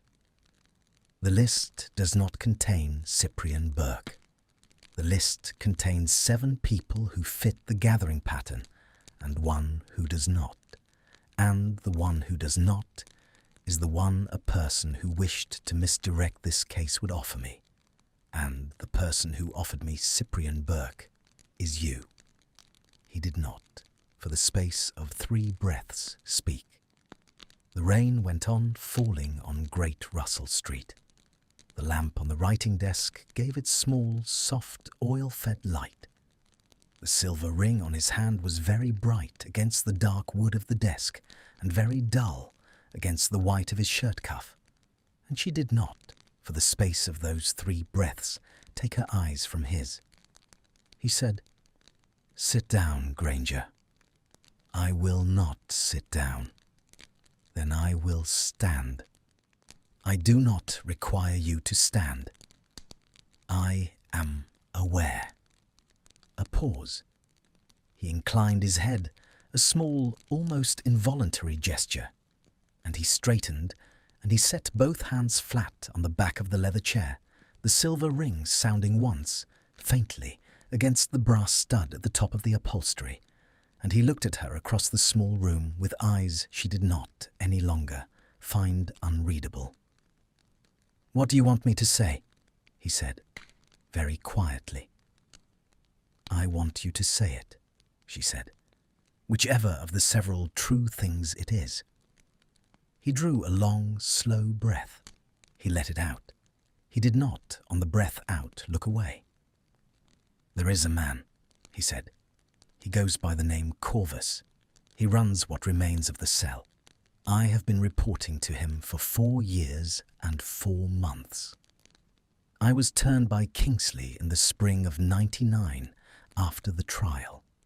I have been, for the 4 years and 4 months, an informant of the Auror office inside the cell, and an informant of the cell inside the Auror office, and the line between which of those I am at any given hour has been, for some time now, less clear to me than it ought to have been. He paused. He did not look away. Cyprian Burke, he said, is a man I gave to Corvus on Wednesday night in a tannery on the Isle of Dogs in exchange for 4 weeks in which Corvus will not act against you. The witness statement I filed yesterday morning is the public face of that exchange. The names you gave me on the parchment in the case room at 2 in the morning. I did not open the parchment. I burned it in that stove. There, without reading it. He had not raised his voice. He had not, in any portion of the speech, raised his voice. She did not, for a long moment, answer. She crossed, instead, to the writing desk. She did not look at his face when she crossed. She laid her hand on the iron of the stove. The iron was cold to the touch. She opened the small door of the stove with the latch. Inside, on the grate, lay a clean, soft grey curl of ash, the shape of a folded square of parchment, kept whole by some courtesy of the burning, undisturbed by any draught. She closed the stove. She turned. He had not moved from the back of the chair. The space between them in the small lamplit room was perhaps 6 feet. The lamp made its soft, oil-fed sound. The rain made its soft, steady sound at the window. Somewhere in the flat below, a clock she had not, until now, registered, struck the 1:15. She did not draw her wand. She could have. She had thought on the train home that she would. She had thought, walking through Bedford Square in the rain, that she might. She had thought, on his steps with her hand on the knocker, that the wand would be the next thing she lifted after the knocker fell. She did not draw it. She put her hands instead in the pockets of her coat. She kept them there. She did not, in keeping them there, trust herself with what they would do if they were free. Malfoy, she said. Granger. If I walk out of this flat tonight, she said, and I do not go to Robards in the morning, you understand what I will have done. I understand. And if I do go to Robards in the morning, you understand what I will have done. I understand that too. And if I sit down in that chair instead, and you make me a cup of tea, and we speak, for the rest of this night until it is light at the window, about every name you have given Corvus and every name Corvus has given you, and you write each one down on a clean sheet of parchment in your own hand, and you sign it, you understand what you will have done. He looked at her. He did not, on this occasion, incline his head. He said, yes. She did not move from the writing desk. He did not move from the back of the chair. The space of 6 feet between them held, for the length of perhaps 10 heartbeats, a thing that had no name in any of the case files she had ever read. And she had read in 5 years a great number of case files. She took her hands out of her pockets. She did not, with them, draw her wand. She took off her coat. She laid it over the arm of the leather chair he had been standing behind. She sat down in the chair opposite, the chair by the unlit fire, with her back very straight and her hands folded in her lap, and she said, "Then make the tea." He did not, at once, move. When he did move, it was without flourish. He went to the small kitchen behind a half-open door at the back of the sitting room. She heard the soft domestic sounds of a kettle being filled and set on a hob, of 2 cups being lifted from a shelf, of a small caddy being opened and closed. She did not, while he was out of the room, look at the writing desk, or at the stove, or at the silver ring she had seen on his hand. She looked at her own hands in her lap. She did not, while he was out of the room, take her eyes from them. He came back. He carried a tray. He set it on the low table between the 2 chairs. He set a cup in front of her. He sat, then, in the chair opposite, not the chair she had laid her coat over. He had moved a 3rd chair from the writing desk and set it across from hers. And he placed a clean sheet of parchment on his knee, and he uncapped a small bottle of ink, and he dipped his quill, and he looked at her across the low table with his hand poised above the parchment. "From the beginning," she said. He inclined his head. He wrote until 4. The rain went on at the window in the slow, indifferent way of rain that has decided to settle in for the rest of a night. The lamp on the low table between them burned green and steady.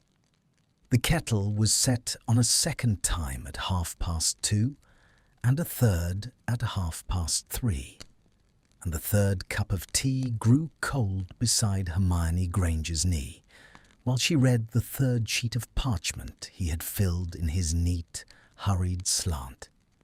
There were names she had expected. There were names she had not. There were dates that fit precisely into gaps in her own timeline, and dates that opened gaps she had not, until now, known were there. There was an address in Lyon. There was a Gringotts vault number she made him repeat twice. There was the name Corvus, and beneath it, in smaller letters, the name Augustus Selwyn Carow, which was not a name she had seen in any Auror file in the last 5 years, and which sat on the parchment with the small, lethal weight of a piece of information that had been wanted very badly by several people for a long time. He wrote with the discipline of a man giving testimony. He did not embellish. He did not, when the writing required him to set down a thing that put him in a worse light than the line before, hesitate over the line. He set it down. He moved on. He did not, in any of the 4 hours, ask her what she would do with the parchment when he had finished. At 4:15, she said, "Stop." He set the quill in the inkwell. He did not, at once, look up. "I do not mean stop because I have heard enough," she said. "I mean stop because your hand is shaking." He looked then at his own hand on the parchment. The hand was shaking. It was a small, fine tremor at the base of the thumb, the kind a duelist's hand learns to suppress before its owner is 20. He had not, until she said it, noticed it. He flexed the fingers once. The tremor did not stop. He laid the hand, palm down, flat on his knee. "I'll get water," she said. She rose. She went to the kitchen behind the half-open door. She filled a glass at the tap. She brought it back. She did not, on the way back, hand it to him directly. She set it on the low table between the 2 chairs, in the small, empty space beside his cooling cup of tea, because she had understood, somewhere in the 3rd hour, that he did not, at this moment, wish to be handed things. He picked up the glass. He drank half of it. He set it down. "Thank you," he said. She sat down again opposite him. She did not, in sitting down, pick up the parchment he had been writing on. She let it lie on his knee. "Malfoy," she said, "look at me." He looked at her. The lamp was low between them. The green shade made the light in the small room the colour of pond water at evening. His face in that light was not the face she had sat across from in the case room 3 weeks earlier. It was thinner at the cheekbone. The skin beneath his eyes had gone a colour she had only previously seen on people who had been ill for a long time without telling anyone. She did not, for a moment, speak. When she did, her voice was not the Auror's voice. It was a voice she had not, in 5 years, used in any room with a case file in it. "How long since you slept?" she said. A pause. "Properly," she added. He considered the question. He considered it, she thought, as a man considers a question in a language he's not spoken for some time and is having to translate, word by word, in his head. "I don't know," he said. "A guess. A long time. A year. 2. Longer." She did not for a moment answer. She rose. She did not, in rising, ask him anything, and she did not look at his face when she rose, and she crossed to the leather chair where she had laid her coat at the start of the night, and she did not put the coat on. She lifted it. She folded it over her arm. She turned. She crossed back to him. She did not again sit down opposite him. She sat down beside him, on the arm of the chair he was in, the way a person sits beside a child who has been frightened in the night and does not, quite yet, want to be touched, but wants very much not to be alone. And she did not, in sitting down, put her hand on him. He did not move. The silver ring on his left hand caught the lamplight and threw it once, faintly, across the wall. "Take it off," she said. He looked at the ring. He looked at her. He did not, for a moment, understand her. Then he understood her. He lifted his right hand to his left.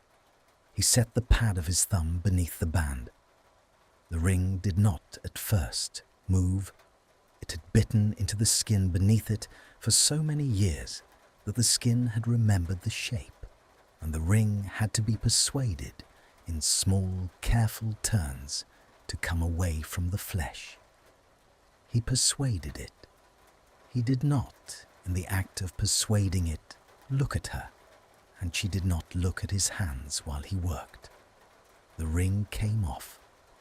The skin beneath it was a paler ring of its own, a faint, almost translucent band where the silver had sat unmoved for years. He set the ring on the low table beside the cooling tea and the half-drunk glass of water. The ring made a small, dry sound against the wood. He did not pick it up again. He looked at his own bare finger as though he had not in some time seen it. He pressed the pad of his right thumb against the pale band of skin. She did not, on the arm of the chair, move. She did not move when he turned his face, at last, toward her. She did not move when his eyes did the thing they had not, in 5 years of any room they had been in, done, went, in their grey, briefly and completely undefended. She did not move when his hand, the bare left hand without the ring, lifted from his knee and crossed the small distance between his knee and the arm of the chair where she sat, and stopped 2 inches short of her own hand and waited. She put her hand under his. She did not put it on his. She put it under his, palm up on the leather arm of the chair, and his bare hand, the one with the pale band of skin where the ring had been, settled into her palm with the slow, careful weight of an object that had been carried for a long way and was, at last, being set down. Neither of them, for a long moment, spoke. The lamp on the low table burned green and steady. The rain went on at the window. The clock in the flat below struck, at last, the 4:30. She did not know, afterwards, which of them moved first. She thought, later, in the months and years she had not yet, on the arm of his leather chair at 4:30 on a Friday morning in February, any way of knowing she would have, that she had moved first, that she had been the one to shift very slightly on the arm of the chair, so that her shoulder was no longer above his shoulder, but level with it, that she had been the one to turn her face very slightly toward him, that she had been the one to lean. He thought, later, that he had. It did not, in the end, matter. What was true was that the small distance between them, which had been 6 feet at the writing desk and 3 feet at the low table and 18 inches on the arm of the leather chair, became, at 4:30 on a Friday morning in February, no distance at all. His mouth, when it found hers, was not a young man's mouth. It was not eager, and it was not certain. It was the mouth of a man who had not, in 5 years, kissed anyone he had not been required to kiss for reasons of an assumed identity, and it moved against hers with the slow, careful disbelief of someone discovering that a thing he had not, in those 5 years, permitted himself to want was, in fact, in his hands. She did not draw back. She raised her free hand, the one not under his on the arm of the chair, and set it with the same slow care against the side of his face. Her thumb passed once, lightly, along his cheekbone. She felt, beneath her thumb, the small involuntary movement of the muscle at the corner of his jaw, the tremor that had been in his hand on the parchment, now relocated to his face, and she did not, on feeling it, lift her thumb. She kept it there. The kiss was not long. It did not need to be. When it ended, when he drew back by a fraction and rested his forehead against hers, and his eyes did not this time close, she did not move her hand from his cheek. She did not move her hand from beneath his on the arm of the chair. She did not, on the arm of his leather chair at 4:30 in the morning, move at all. He said very quietly, "Granger." "Hermione." A pause, the smallest of pauses. "Hermione," he said. The name in his mouth was a thing she had not until that moment heard him say. He said it the way a man says a word he has been turning in his mouth for a long time without permitting himself to use it. His breath on the second syllable was uneven. She said, "Draco." He closed his eyes on his name. They sat a long while afterwards. He did not pick the ring up from the low table. She did not let go of his hand. The parchment he had written on lay on the floor between his feet where it had slid from his knee, and the lamp on the low table burned green and low. And somewhere outside, in Great Russell Street, the first cart of the morning passed. A slow, wooden rumble against the cobbles, a horse's hoof striking once against a loose stone. She did not, for some time, speak. When she did, her voice was practical. It was the voice she used in the case room. It was the voice that had, 3 weeks earlier, asked him about a kettle in Bristol. And it was now the voice that said, "At 7, I will go to Robards. I will go alone. I will take the parchment with me. I will tell him I have a witness who has agreed to give Crown evidence in exchange for the protections set out in the Auror's Charter, sections 4 through 9, and I will require him to bring the minister into the room before I name the witness. I will ask for an internal trial in chambers no profit. I will require Kingsley to confirm on the record that you have been an asset of the office since the spring of '99. He listened with his forehead still against hers. He did not, for a moment, open his eyes. "They will not give me a charter," he said. "I have given them Corvus on a sheet of parchment in my own hand. I have given them Selwyn Carrow. They do not, after that, need to give me anything." "They will give you the charter," she said, "because I will not put the parchment into Robards's hand until they have signed it." He opened his eyes. He looked at her. He did not, in the looking, say anything.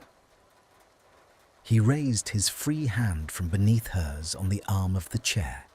Slowly, as a man raises a hand he has only recently remembered he owns, and he set the pad of his thumb against the corner of her mouth, and he held it there, and he did not, in holding it there, do anything else. The lamp guttered once. She did not, for a long moment, move. Kingsley signed the charter at 7:20. He signed it in his shirt sleeves at his own breakfast table with a fountain pen Hermione had handed him from the inside pocket of her coat, and he signed it after reading the document twice from end to end without speaking, and after meeting her eyes for the 3rd time across the toast rack and the marmalade, and he signed it because the 3rd meeting of the eyes had told him what the 2nd had begun to suspect, that Hermione Granger had walked into his kitchen at 7 in the morning of a Friday in February with a piece of parchment in her satchel that would, when produced, end nullus rex, and she would not produce it until he had signed the charter, and she would, if necessary, stand in the kitchen until the end of the working day. He signed it at 7:20. She produced the parchment at 22 minutes past. The raid went in at midnight. Hermione was not on it. She had, by the terms of the charter she had drafted, recused herself from the operational phase. She was, instead, in a side room at the ministry with the parchment in front of her on a clean table, and a junior clerk taking down in real time the corrections she made to the cell's logistical map as the reports came in. Robards led the raid. Pritchard went in at the back of the tannery. Yaxley Jones took the roof. Ahuja was on the river wall. 41 men and women of the Auror office descended on 3 properties: the tannery on the Isle of Dogs, a townhouse in Kensington, a farmhouse in Hampshire, at the same moment, by the same charm, on the strike of the same midnight. By 1:30, Nullus Rex was finished. Corvus was taken at the writing desk in the upstairs room of the tannery. He was reading, when Pritchard came through the door, the same leather-bound book of Catullus, marked at the same page with the same slip of green ribbon. He set the book down. He inclined his head. He said, "Mr. Pritchard, I had wondered." He raised his hands and did not, in the raising of them, reach for his wand. Augustus Selwyn Carow was taken at the farmhouse in Hampshire by a young Auror called Lynn, who had, 3 years earlier, sat the qualifying exam in a hall in which Selwyn Carow had been, although no one in the hall had then known it, the man who had signed the warrants for 2 of Lynn's cousins. There were no casualties. The cell had been, by Draco's account, 11 men and 2 women. By 2 in the morning, all 13 were in the ministry's holding cells. Draco was not at the raid. He had been, by the same charter, taken into protective custody at 8:06 that morning. He had been escorted from his flat in Bloomsbury by 2 Aurors he had himself worked alongside for 4 years, who had been told nothing of the charge against him, and had been instructed only that he was to be treated with courtesy and held under guard at a ministry safe house in Marylebone. And they had treated him with courtesy and held him under guard at a ministry safe house in Marylebone. And at 10:20 the same morning, Hermione had come to the safe house and sat with him in a small first-floor room with a window onto a back garden, and told him that the charter had been signed and that Robards had agreed to an internal hearing, and that Kingsley had asked at 7:26 whether she was certain. "And you said," Draco had asked her. "I said yes." He had not, for a moment, answered. She had reached across the small table in the small room and laid her hand, palm up, on the wood between them. He had not, this time, hesitated. He had set his own hand into hers, the bare one without the ring, and the pale band of skin where the ring had been was, in the morning light through the back garden window, less pale than it had been in the lamplight. The skin had begun, already, to remember its colour. She had stayed an hour. At 11, she had gone to brief the raid. The hearing was held 3 weeks later in a chamber on the 7th floor, in the presence of the minister, the head of the Auror office, 2 members of the Wizengamot acting in advisory capacity, and a clerk. There was no press. There was no public gallery. Hermione testified for 90 minutes. She was, by every account afterwards, extraordinary. She did not ornament. She did not, in any portion of the 90 minutes, raise her voice. She set the chronology of Draco's 4-year position out before the chamber, as a draftsman sets out a building line by line, and when she had finished, there was, in the chamber, a long silence, and Kingsley said, "Thank you, Auror Granger," and the senior of the two Wizengamot members removed her spectacles and rubbed the bridge of her nose for a long moment before she put them back on. Draco testified for 40. He answered every question put to him. He did not at any point look at Hermione. She did not at any point look at him. They had agreed this in the small first-floor room in Marylebone on the third visit. The chamber was not, they had agreed, the room in which they would look at each other. The Wizengamot retired at 4. They returned at 5:20. The senior member read the judgment. The judgment was long. Its essence was short. Draco Malfoy was found to have rendered, over a period of 4 years and 4 months, services to the Auror office of a kind, and at a personal cost that the chamber found difficult to weigh in any conventional currency. The chamber accepted the recommendation of the minister, supported by the head of the Auror office and the testimony of Hermione Granger, that no further sanction be imposed. His resignation from the Auror office, tendered the previous week, was accepted. The chamber wished on the record to express its gratitude. He inclined his head to the chamber. He did not, on inclining it, speak. He walked out of the chamber at 5:26 into a corridor in which Hermione Granger was standing at the window with her back to him, looking down at the courtyard 6 floors below, and he crossed the corridor to her, and he stopped a pace behind her, and he did not, for a moment, do anything else. She turned. She put her hand against the side of his face. She did not, in the corridor outside the chamber, at 5:27 on a Wednesday in March, kiss him.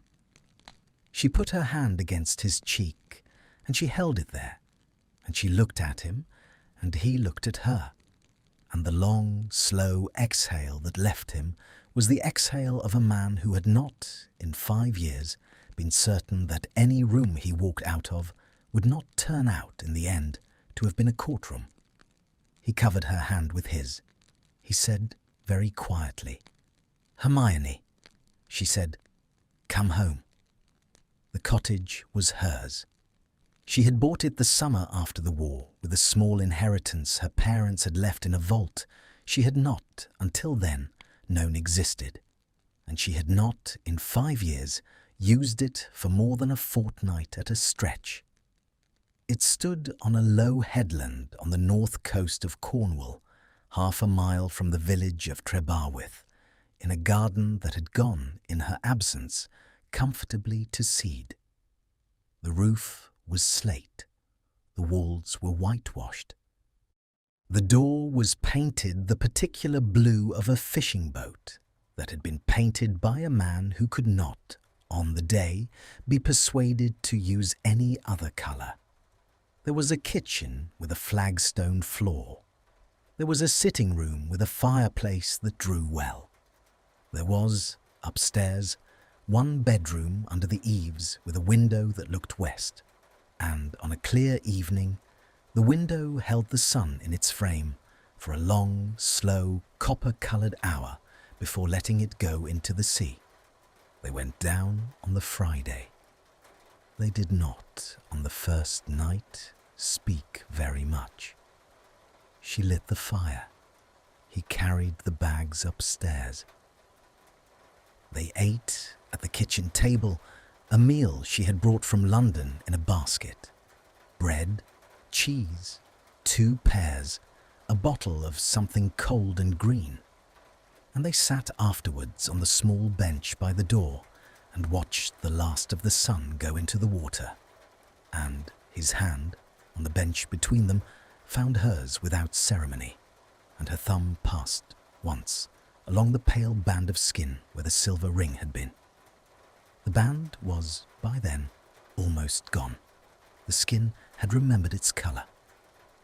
He slept that first night. He slept the way a man sleeps who has not, in some years, permitted himself to. He slept on his side, with one hand under his cheek and the other open on the sheet between them, and he did not wake at 2, or at 3, or at 4. And Hermione, who had woken at 4:30 for reasons of long habit, lay on her own side and watched the line of his shoulder rise and fall in the soft, grey, pre-dawn light from the window under the eaves. And she did not, for a long time, do anything else. At 5:15, she put her hand, very lightly, into his hair. He did not wake. He turned his face, in his sleep, a fraction toward her hand. She kept her hand there until the sun came up. There would be other mornings. There would be a morning in April when the garden, against every expectation, produced a row of daffodils he had not planted, and she had not planted, and which the previous owner of the cottage had evidently set in the soil 20 years before and forgotten. There would be a morning in May when Pritchard came down on the train to bring them news of the second tier of arrests, and stayed for lunch, and was kind, and did not, while he was kind, mention by any indirect means the matter of the Bristol kettle. There would be a morning in July when Hermione would say, very practically over the breakfast table, "I think I should like to go back to the ministry in the autumn. Not Auror's. Law? The Reform Office?" And he would look at her and incline his head and say, "Good," and pour her another cup of tea.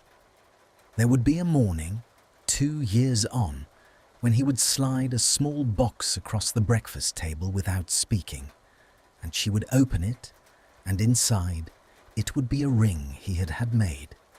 Gold, not silver, plain, the way she liked things plain, with a small deliberate notch in the inside of the band, which she would not understand until he told her, that evening, that he had asked the goldsmith to set the notch at the exact circumference at which the old ring had bitten his own finger, so that he would never, in his life, forget the difference.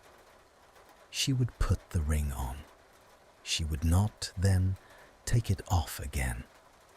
But on this morning, on the second morning, in the cottage on the headland above Trebarwith, with the daffodils still 6 weeks away, and the Reform Office still 6 months away, and the goldsmith in Hatton Garden still 2 years away from a commission he did not yet know he would receive.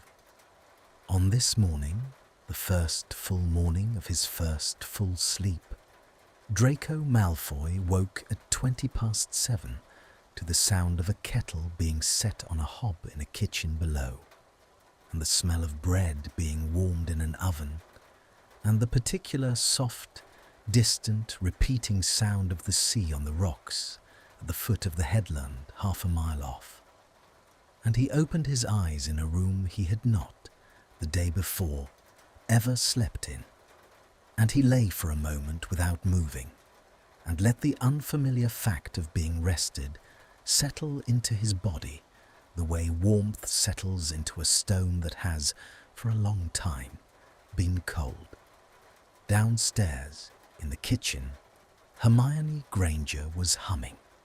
She was humming under her breath, the way a person hums who does not know she is humming, and the tune was nothing in particular, and the kettle was beginning with the soft, climbing, almost human note of a copper kettle on a hot hob to come to the boil.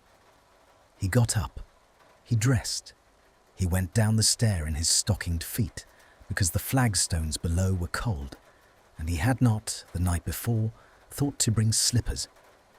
She turned at the kitchen door when he came in. She smiled. He had, in 23 years of knowing her face, never seen it do exactly that thing before. He stopped in the doorway for a moment, only because his body had stopped, and then he crossed the kitchen and he put his arms around her at the small of the back, and she set her chin on his shoulder, and the kettle behind them reached its full note and held it. She reached without looking and lifted it from the hob. She did not, for a long moment, pour. She stood in his arms in the kitchen with the kettle in one hand and the other hand spread, flat against the back of his shoulder blade. And the morning came in through the window over the sink in the slow, particular, salt-bright light of a clear day on the north coast of Cornwall in March, and somewhere half a mile off the sea went on with its long, indifferent, repeating sentence on the rocks, and neither of them, for that moment, said anything at all. She set the kettle down. She poured, 5 years on. The cottage on the headland had, in those 5 years, learned them. The blue door had been repainted twice, and was, this summer, the colour of a kingfisher's back. The slate roof had lost 3 tiles in a January gale, and gained 3 new ones in February.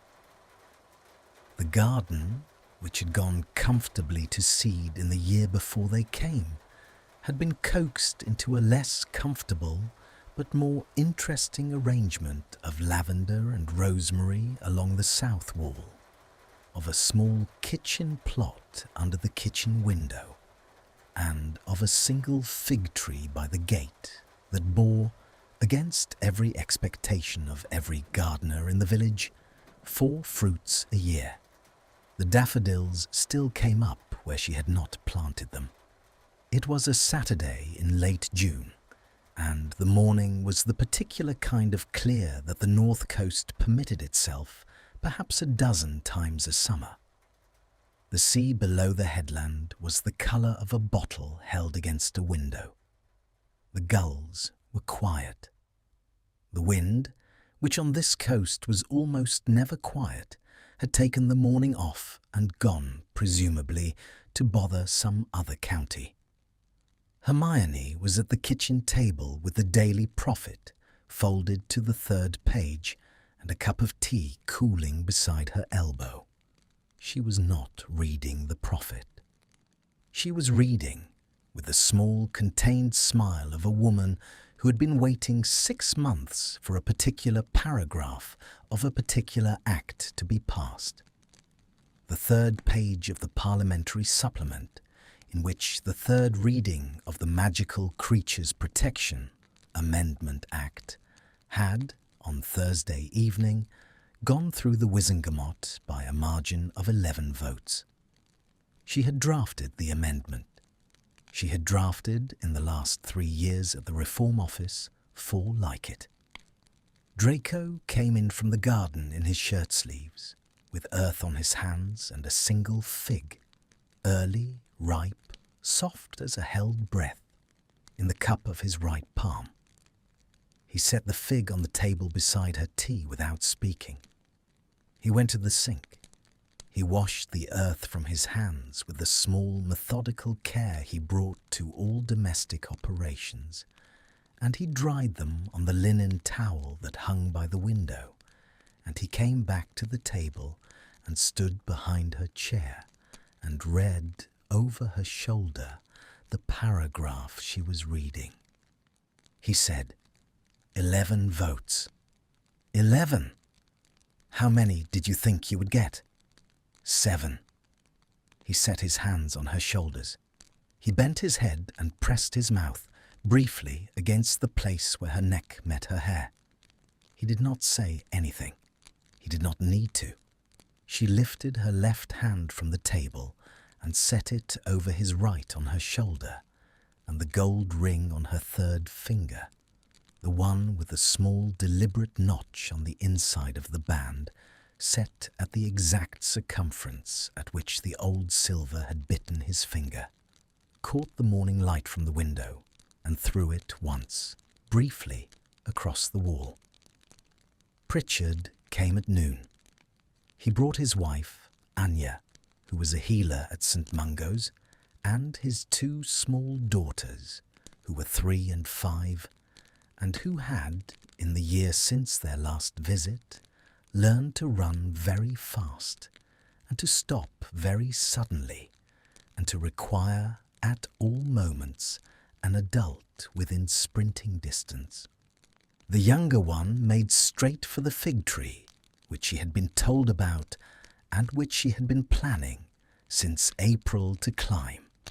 Draco caught her around the waist as she went past and lifted her, upside down and laughing, before she reached the lowest branch and set her right way up on the kitchen step with the grave instruction that the figs were, on this particular Saturday, off limits, and that she was instead in charge of feeding the hens. There were 6 hens. The hens had been Pritchard's gift the previous summer, as a housewarming present 3 years late. They were called, against Hermione's mild and losing protest, after the 6 founders of the Wizengamot's Reform Subcommittee, and the lead hen, a russet bird with strong views, was called Griselda. The younger daughter, who was 3, went to feed Griselda with the dignified seriousness of a small ambassador on a difficult mission. They ate in the garden. The table had been carried out from the kitchen and set under the fig tree, which threw a soft, dappled, leaf-edged shade across the cloth. There was bread and cold chicken, and a salad Hermione had made from the kitchen plot, and a bottle of something pale and dry that Anya had brought from a vineyard in the Loire, where she had spent a fortnight that spring. There was, in the centre of the table, a small pottery jug of lavender, because the lavender along the south wall was at its peak, and because Draco, that morning before breakfast, had cut a handful and put it in water without remarking on the cutting or the water, and had set the jug on the table where she would see it when she came down. Pritchard, part way through the chicken, said, "I keep meaning to ask, did Robards ever write?" Draco said, "He wrote in March. Did you answer?" "I did." "And?" "He's well. He retires at Christmas. He has, he tells me, taken up the cultivation of orchids." Pritchard considered this. "Orchids?" "Yes." "Robards?" "Yes." Pritchard shook his head slowly, in the manner of a man absorbing a piece of news that contradicted his understanding of the natural order, and reached for the wine. The 2 daughters fell asleep on a rug under the fig tree at 3:30. The 4 adults sat on at the table. The afternoon went on in the slow, particular way of afternoons in June on the north coast of Cornwall, in which the light did not, for several hours, perceptibly change, and the sea below the headland continued its long, indifferent sentence on the rocks, and the lavender released its scent into the warm air in slow, considered waves. Anya, who knew Hermione well by now, asked without preamble whether the department was treating her properly. Hermione said it was. Anya said more quietly, "And the other thing." Hermione looked at her over the rim of her glass. "We are still considering it," she said. "We are considering it carefully." Anya did not press. She rarely did. Across the table, Draco was telling Pritchard about a problem with the well pump, which had taken to making a noise in the mornings that he did not, as a city boy, recognize. Pritchard, who had grown up in Galway, knew the noise. The noise meant a particular small valve had perished. Pritchard would send a man. The conversation moved on. Hermione watched her husband across the table. She had been doing this, on and off, for 5 years, and she had not yet stopped finding it interesting.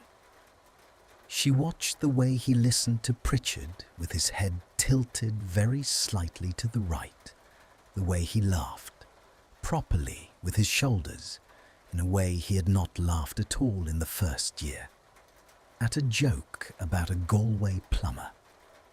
She watched the way the late afternoon sun, coming in low under the fig leaves, made the line of his jaw clean and the small lines at the corner of his eye visible.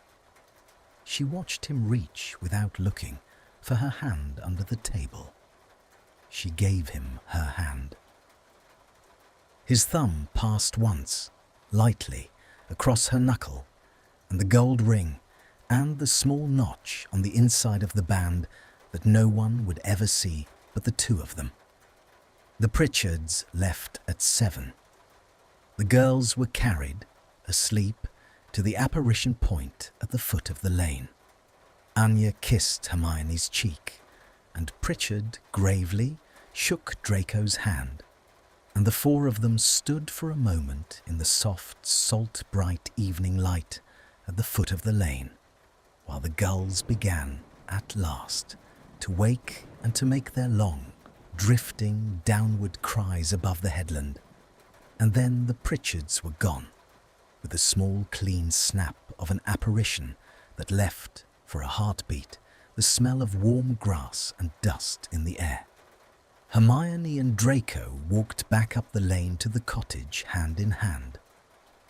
They sat on the bench by the door, as they had on the first night, and watched the sun go into the sea. It went slowly that evening. The sky west of the headland passed through every colour a sky was permitted, in June, on the north coast of Cornwall, to attempt, through gold and copper and a deep, slow rose, and a final long minute of something almost green at the horizon where the last of the sun went out of sight. And Hermione, against the warm wood of the bench, leaned her head onto Draco's shoulder, and Draco set his cheek against the crown of her head, and neither of them, for the length of the colour changing, said anything. When the sun was gone, he said very quietly, "I was thinking about a name." She did not, for a moment, move. "Were you?" she said. "I was. Tell me." He did not tell her at once. He turned his head a fraction so that his mouth was at her temple. He said the name into her hair. It was a short name. It was a kind name. It was a name that did not belong to anyone in either of their families, living or dead. A name chosen, she understood at once, precisely for that reason, because it was a name that would not require their child to carry on her shoulders any house but her own. She did not, for a moment, speak. She lifted her face. She looked at him in the last of the light. She said, "Yes." He closed his eyes on her yes, the way he had closed them 5 years before on his own name in her mouth, and she put her hand against the side of his face and held it there, and the sea went on, 1/2 mile below the headland, with its long, slow, repeating sentence on the rocks, and somewhere in the dim of the kitchen behind them, a clock she had brought down from London 2 summers before struck at last the 8. He opened his eyes. He kissed her. The kiss was not the kiss of 5 years before, in the lamplight of a flat in Bloomsbury at 4:30 in the morning. It was a different kiss. It was the kiss of a man who had, in those 5 years, learned what it was to be loved without a mask, and had learned it slowly, and had learned it well, and who was kissing his wife on a bench by a blue door on a headland above the sea on a clear evening in late June, with a name said into her hair and a yes in his mouth, and the small, sweet weight of a future neither of them had, on this morning, been certain they would have. She kissed him back. The lamp in the kitchen behind them, set by some courtesy of the cottage to come on at dusk, came on. Its light fell, soft and yellow, through the open door and across the flagstones and down the 2 steps and onto the bench where they sat, and lit, on her left hand against his cheek, the small bright circle of the gold ring with the notch he had set on the inside of the band, and the pale band on his own left hand, where the silver had once been, was gone, now entirely. The skin had, at last, forgotten the shape of it. It had taken 5 years. It had been worth, by every honest accounting either of them would ever do, every hour. So that was the story. Thank you for staying with me to the end. I know it was a long one. I want to tell you why I wrote this story. I have always been interested in people who live 2 lives, not spies in films, real people. People who smile at work and cry at home. People who say one thing and feel another. We all do this a little, I think. Draco just did it more than most. When I started writing, I did not know if I could make you love him. He has done bad things. He has hurt her years ago in a room in his own house. I did not want to forget that. I did not want her to forget it either. So I made them walk past that room together. I made them not speak. Sometimes silence says more than a long apology. The hardest part to write was the kiss. Not because it was difficult to imagine, because I wanted it to feel earned.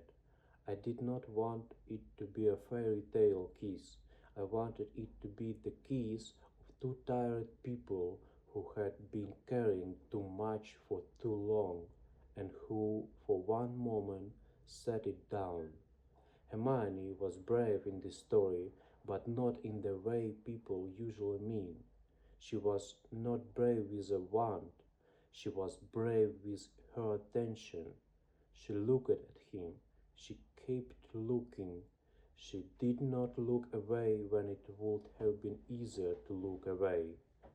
That, to me, is a real love story. Thank you for listening. Take care of yourself. Until the next story.